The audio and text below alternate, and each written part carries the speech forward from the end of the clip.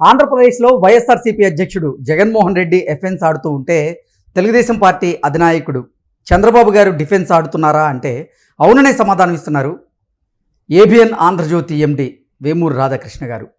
Weekend comment by ఆర్కేకి సంబంధించినటువంటి promo విడుదలైంది. ఆ ప్రోమోలో భాగంగా వైసీపీ అధినేత జగన్మోహన్ రెడ్డి ఆంధ్రప్రదేశ్లో నయా గేమ్ స్టార్ట్ చేశారు అంటూ ఆయన ఇప్పుడు ప్రోమోను విడుదల చేసినటువంటి నేపథ్యంలో ఇంతకీ జగన్మోహన్ రెడ్డి ఆడుతున్నటువంటి ఆ నయా గేమ్ ఏంటి అనేది మనం పూర్తి స్థాయిలో విశ్లేషణ చేసుకుందాం. ప్రస్తుతం మనతో పాటున్నారు ప్రముఖ రాజకీయ విశ్లేషకులు, ప్రముఖ సీనియర్ జర్నలిస్ట్ డివిఎస్ గారు. వారితో మాట్లాడుతాం. సార్ నమస్తే. సార్ నమస్తే. ఆంధ్రప్రదేశ్లో రాజకీయాల్లో వైసీపీ అధినేత జగన్మోహన్ రెడ్డి ఎఫెన్స్ ఆడుతూ ఉంటే టీడీపీ అధినేత చంద్రబాబు గారు డిఫెన్స్ ఆడుతున్నారని, అలాగే వైఎస్ఆర్సీపీ అధినేత జగన్మోహన్ రెడ్డి ఆంధ్రప్రదేశ్లో నయా గేమ్ స్టార్ట్ చేస్తే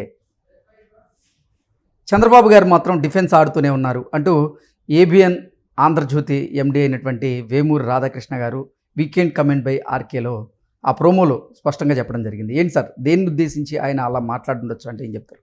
సినిమాలు చూస్తావా సార్? మామూలుగా రాజమౌళి సినిమానో రాఘవేంద్రరావు సినిమానో, సినిమాల్లో హీరో వర్సెస్ విలన్ ఎలా ఉంటుంది? ఫస్ట్ హాఫ్లో విలన్దే పై చేయి అనుకుంటాం, ఇదేంటి హీరో కొట్టించుకుంటున్నాడు అనుకుంటాం. కానీ ఏం జరుగుద్ది? క్లైమాక్స్ ఎలా ఉంటుంది? ఎవరిని కొడతారు? ఇక్కడ ఏంటంటే ఎఫెన్సు డిఫెన్సు. ఇక్కడ మనం చూడాల్సింది జగన్మోహన్ రెడ్డి ఏదో ఎఫెన్స్ వెళ్ళిపోతున్నాడు, లేకపోతే చంద్రబాబు ఏదో డిఫెన్స్ ఆడుతున్నాడు. గేమ్ అనేది ఎప్పుడూ కూడా లాంగ్ ఇన్నింగ్స్ ఆడాలి. వీళ్ళకి ఎన్నేళ్ళు ఇచ్చారు ఇన్నింగ్స్ ఆడమని? 5 సంవత్సరాలు. మామూలు టెస్ట్ మ్యాచ్ ఇది. టెస్ట్ మ్యాచే 5 రోజులు కదా. ఇప్పుడు మామూలుగా లిమిటెడ్ ఓవర్స్ మ్యాచ్ అనుకో, అది వేరు. వన్ డే మ్యాచో లేకపోతే 2020 మ్యాచో తేడా ఉంటుంది. జగన్ ఏం చేస్తున్నాడు? టెస్ట్ మ్యాచ్ని పట్టుకుని 2020 మ్యాచ్ అనుకుంటున్నాడా? ఓకే, 2020 మ్యాచ్లో ఎఫెన్స్ ఆడినట్టు ఆడుతున్నాడా అని అడుగుతున్నా. వచ్చిన ప్రతి బంతిని సిక్సర్ కొడదామనా అతని ఉద్దేశం? ఇప్పుడు ఆత్మరక్షణలో తెలుగుదేశం ఉన్నట్టుగా, లేకపోతే ఇతనేదో ఎఫెన్స్ వెళ్తున్నాడు అన్నట్టుగా ఆరే దీపానికి వెలుగు ఎక్కువ అంటారు. ఇప్పుడు ఇదేంటి, వైఎస్ఆర్ కాంగ్రెస్ పార్టీ రెప అంటుందా? నువ్వేమో రప అంటావు. జనమేమో ఇది రెపరెపలాడుతున్నా దీపం అంటున్నారు. అంటే ఆ రెపరెపలు ఈ రపరపగా మారాయా? ఓకే. ఇప్పుడు మనం చూసాం, జగన్మోహన్ రెడ్డి వరుస పెట్టి ఈ మధ్య ఇరిటేషన్ పెరిగిపోయింది. బంగారుపాలెంలో ఆయన భంగిమలు చూశారు, ఆయన హావభావాలు చూశారు. అప్పటిని ఎవరో ఒకళ్ళు తల మీద ఏదో అయ్యి కొద్దిగా చిల్లుబడి అతనికి ఏదో 4 చుక్కల రక్తం వచ్చేసరికి ఆ ఎస్పీ ఎంక చూపిస్తూ వాట్ ఈజ్ దిస్ ఇట్ అంటున్నాడు. అంటే అతన్ని చూస్తే మనకేమనిపిస్తుంది?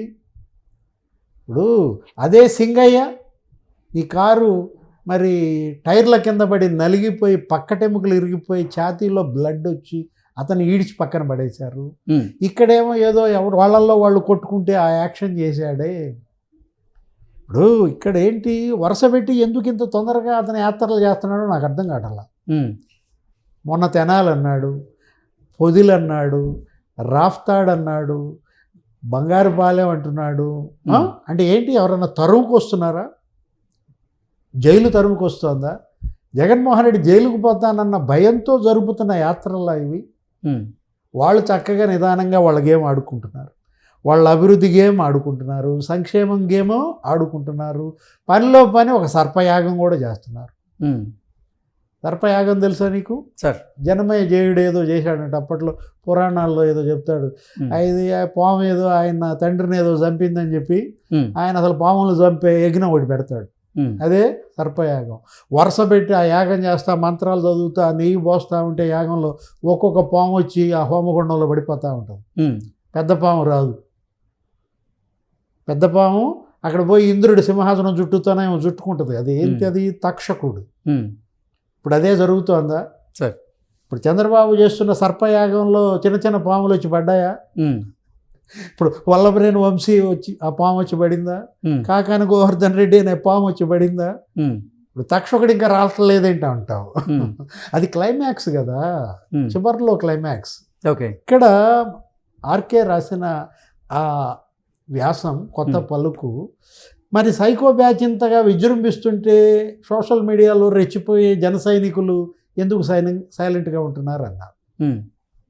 తెలుగుదేశం ఆత్మరక్షణలో పడిందా అంటున్నారు. ఇక్కడ ఒకటి మాత్రం వాస్తవం, రాధాకృష్ణ గారు రాసిన దాంట్లో ఏంటి, జగన్మోహన్ రెడ్డి మాత్రం ఇంక అసలు తనకు టైం లేదు అన్నట్టుగా అతను చాలా ఇరిటేట్ అవుతున్నాడు, చాలా ఓవర్ యాక్షన్ చేస్తున్నాడు. ఇప్పుడు ఆ పేరుని నాని చూశారు కదా, దొరికినట్టు నరకండ్రా అంటున్నాడు అధికారంలోకి వస్తే. రప్ప రప్ప అంటారు ఎందుకురా, అరిసే కుక్క కరవదు, కరిసే కుక్క అరవదనో ఏదో ఒక సిద్ధాంతం తీసుకొచ్చాడు, కుక్కల సిద్ధాంతం. అంటే వైసీపీ కార్యకర్తలు కుక్కల వీళ్ళ దృష్టిలో. ఓకే, మరి జగన్మోహన్ రెడ్డి ఆయన ఇదేంటి నాని నన్ను అంటున్నాడు అనుకుంటాడా? ఏది ఈయన అరుస్తున్నాడు కదా, ఈయన అరుస్తున్నాడు కాబట్టి ఈ కుక్క కరవదనా? ఓకే, ఇది కరిచే కుక్కే. గతంలో అనేక మందిని కరిచింది 5 ఏళ్ళు సీఎంగా ఉన్నప్పుడు మనం చూసాం. అంటే ఇవాళ జగన్మోహన్ రెడ్డి ఫ్రస్ట్రేషన్ పీక్ వెళ్ళిందనేది వాస్తవం. ఓకే, అతను చేయాల్సిన యుద్ధం చేయటల్లా చెయ్యకూడని యుద్ధం చేస్తున్నాడు. నిన్ను యుద్ధం చేయమని ఎక్కడికి పంపించారు? సార్ అసెంబ్లీకి పంపారు, కత్తి ఇచ్చారు, డాల్ ఇచ్చారు. నువ్వు ఆ కత్తిని తీసుకెళ్ళి భోషాణంలో పెట్టావు, డాలుని తీసుకొచ్చి పాతరేసావు. పులివెందుల ఎమ్మెల్యేగా నిన్ను ఎందుకు గెలిపించారు? అక్కడికి వెళ్ళి పోరాడమని పిలిపిస్తే యుద్ధక్షేత్రానికి వెళ్ళడా? అంటే రోడ్లే ఇతని యుద్ధ క్షేత్రాల మనకు అర్థం కావటల్లా. అసెంబ్లీ యుద్ధం వదిలేశాడు, రోడ్డు మీద యుద్ధం అంటున్నాడు. అంటే ఏంటి, అది భయపడుతున్నాడా? అసెంబ్లీకి వెళ్ళాలంటే భయం, అందుకే జనంలో ఉంటున్నాడా? ఓకే, వరుస పెట్టి ఇప్పటికి లిక్కర్ మాఫియా కేసులో 11 మంది అరెస్ట్ అయ్యారు. జగన్మోహన్ రెడ్డి అరెస్ట్ తప్పదంటున్నారు, అందుకని జనంలో ఉంటున్నాడా? గతంలో కూడా మనం చూసాం సిబిఐ ఈడీ కేసుల్లో, అప్పుడు కూడా అదే. జేడీ లక్ష్మీనారాయణ ఇతను అరెస్ట్ చేయబోతున్నాడు అని వార్తలు రాగానే ఓదార్పు యాత్ర అని జనంలోకి పడ్డాడు. అయినా కూడా అరెస్ట్ చేశాడు లక్ష్మీనారాయణ. మనం చూసాం పల్నాడులో యాత్రలో ఉన్నప్పుడు అతను లిఫ్ట్ చేశాడు, 16 నెలలు జైల్లో పెట్టారు. జగన్మోహన్ రెడ్డి ఇవాళ ఈ విధమైనటువంటి చర్యల ద్వారా రెచ్చగొడుతున్నాడు. ఎవరిని? నేరస్తుల్ని ఐక్యం చేస్తున్నాడు, మొత్తం గ్యాంగులన్నిటినీ కూడా యునైట్ చేస్తున్నాడు. ఓకే, ఇప్పుడు మాఫియాలన్నిటినీ అతను రెచ్చగొడుతున్న విధానం కనపడుతుంది. అతనికేమి రైతుల మీద ప్రేమ కాదు. పొగాకు రైతులకు వెళ్ళావు, ఏం చేశావు నువ్వు? పొగాకు రైతులకు 5 ఏళ్ళు సీఎంగా. అప్పుడు నువ్వు సీఎంగా ఉన్నప్పుడు పొదిలి యార్డుకి ఎందుకు వెళ్ళలేదు? అప్పుడు పొగాకు రైతులు ఎంతమంది ఆత్మహత్యలు చేసుకున్నారు? ఇప్పుడు మిర్చి యార్డుకి వెళ్ళావు మొన్న, మరి 5 ఏళ్ళు సీఎంగా ఉన్నప్పుడు గుంటూరు మిర్చి యార్డుకి ఎందుకు వెళ్ళలేదు? మిర్చి అసలు జీవో ఇచ్చిందే నువ్వు, 6,000 కన్నా కొరద్దని. ఆయన 12,000 కొనిపించాడు చంద్రబాబు. పొగాకు రైతులకు ఆయన 300 కోట్లు ఇచ్చాడంట, నువ్వు 10 కోట్లు ఇచ్చావా? లేకపోతే ఇప్పుడు ఏ రైతులు వీళ్ళు? మామిడి రైతులు.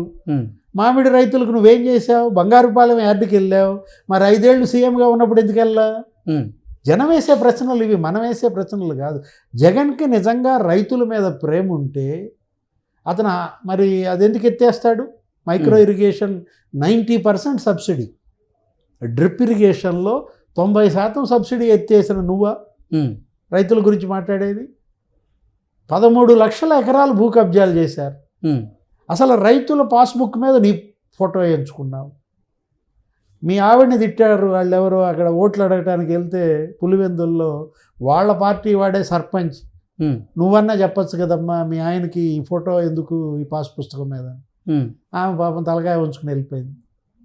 అంటే రైతులు ఇవాళ వాళ్ళ పొలాల్లో సర్వే రాళ్ళ మీద కూడా నీ ఫోటోలు ఎంచుకుంటే ఇప్పుడు నువ్వు ల్యాండ్ టైటిలింగ్ యాక్ట్ తెస్తావా మళ్ళా?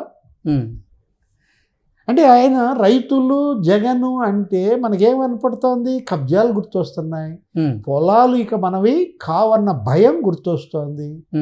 మహిళలు అంటాడు, మహిళలు అనగానే నీకు గుర్తొచ్చేది స్కాము, మద్యం కుంభకోణం గుర్తొస్తుంది, 11 మంది జైలుకి వెళ్ళింది గుర్తొస్తుంది, 30,000 మంది చనిపోవడం గుర్తొస్తుంది. మద్యం పేరుతో పిచ్చి మందు అమ్మారు. అదేమంటే ఫీజు రీయింబర్స్మెంట్ అంటాడు, విద్యార్థులు అంటాడు. నువ్వే 3 క్వార్టర్లు పెండింగ్ పెట్టావు. నువ్వు పెట్టిన పెండింగ్ 3 క్వార్టర్లు వీళ్ళు ఇస్తున్నారు. నువ్వు ధాన్యం రైతులకు 1650 కోట్లు పెట్టావు. వీళ్ళు నాదెండ్ల మనోహర్, చంద్రబాబు మొన్న నువ్వు పెండింగ్ పెట్టి వాళ్ళు ఇచ్చారు. అతను ఏంటంటే ఇవన్నీ అసెంబ్లీకి వెళ్తే వాళ్ళు అడుగుతారు, నేను సమాధానం చెప్పలేను. 164 మంది నన్ను గమ్ముకుంటారేమో అని భయం. ఆ రోజు చంద్రబాబు నేర్పించినట్టు నన్ను ఏడిపిస్తారేమోనని భయం. భయంతో బతుకుతున్నాడు జగన్మోహన్ రెడ్డి. ఓకే, ఎఫెన్సా డిఫెన్సా ఎవరు చెప్తారు? ఆర్కే చెప్తారా, మీరు చెప్తారా? ఓకే, ఏది ఎఫెన్స్, ఏది defence? Okay, okay sir, thank you so much.